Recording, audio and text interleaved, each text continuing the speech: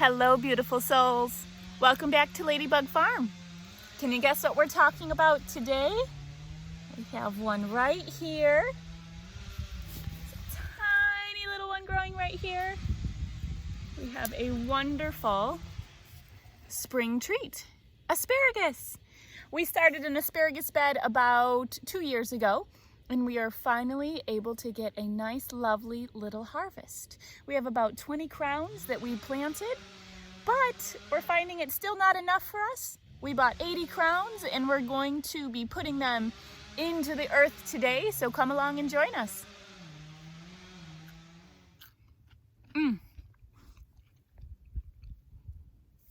Asparagus is a perennial, which means it's going to come back every year.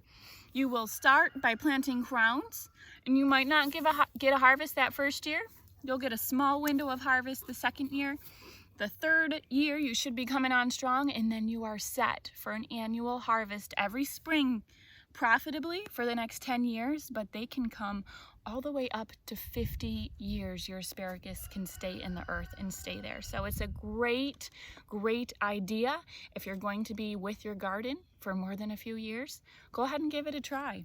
This is definitely a niche item that costs a little bit more at your market that you can grow at your home. You have two main varieties to choose from when choosing your asparagus. You have Mary Washington, that's a really popular one, or you can have some male hybrids such as your Jersey Knights, your Jersey Supremes, your Jersey Giants. What's the difference between the two? When we had at our old house, we had a little bed with some Mary Washington in it. We found that it just really wasn't worth the garden space. It also put out seeds every year. Mary Washington has male and females, so it was a lot less productive. So in my opinion, don't grow the Mary Washington. If you can get your hands on some Jersey varieties, those are going to be your male hybrids, all male asparagus. It's going to give you a much higher yield. Jersey Knights, they're going to be a little bit slower to produce, but they're gonna come on until June 1st, so they're gonna be okay with the heat a little bit longer than some of the other varieties. Jersey Supreme, if you are growing this for market, you're probably gonna get the most abundant harvest per acreage with your Jersey Supreme.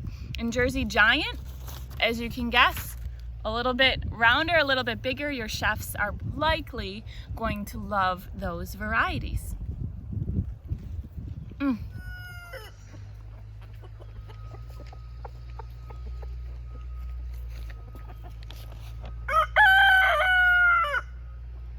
This garden bed behind me is where we will be planting our asparagus.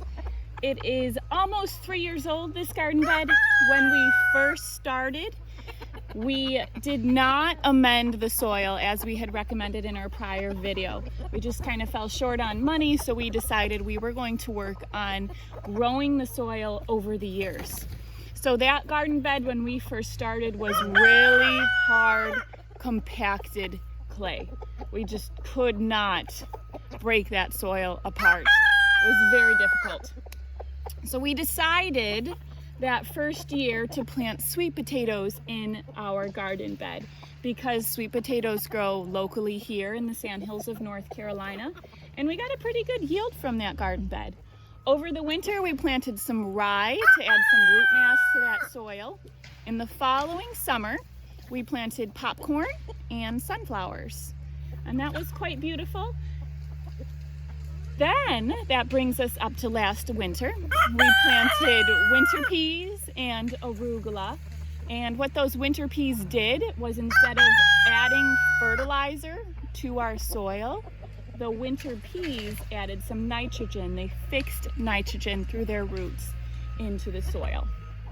Springtime came, and we used this portable fencing right here. Amazing portable fencing from Premier One. We used that portable fencing to put our meat birds into the garden beds. We had about a foot high of arugula and peas. We put the meat birds in to get some nutrients from the soil. They did an okay job, but they left behind a lot of greens.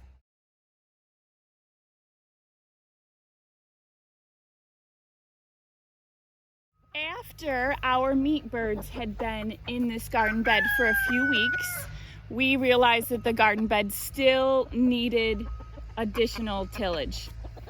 I went in with a pitchfork and I loosened up the soil a little bit more. I overturned some of the root masses. There was still a lot of green. And then I opened it up to our main flock here coming out of their pasture.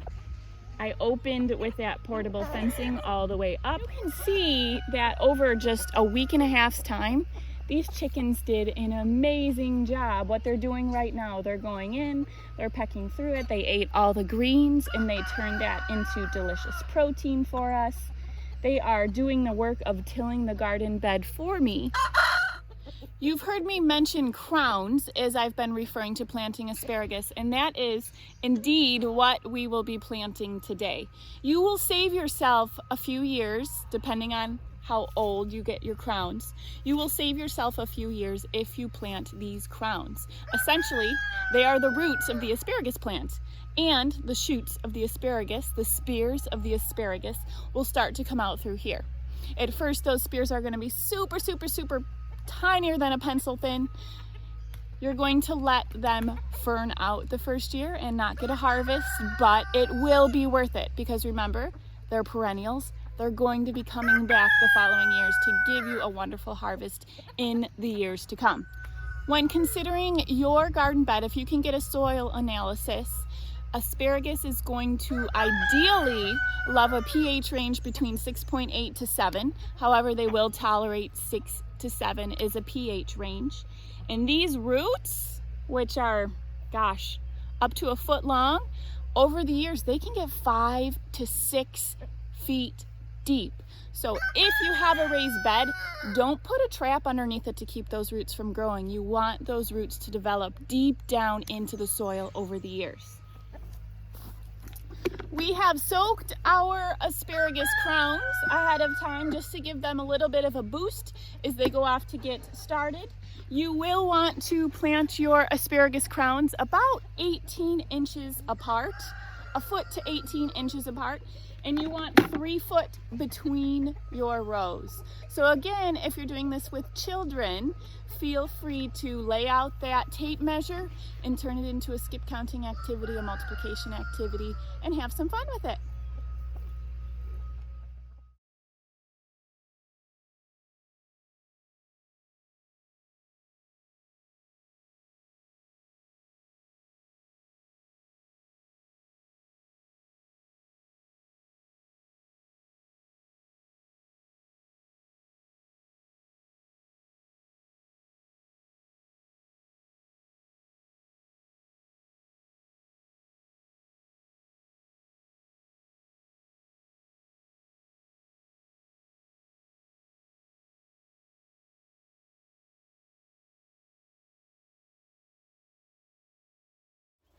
We filled the whole garden bed with asparagus crowns.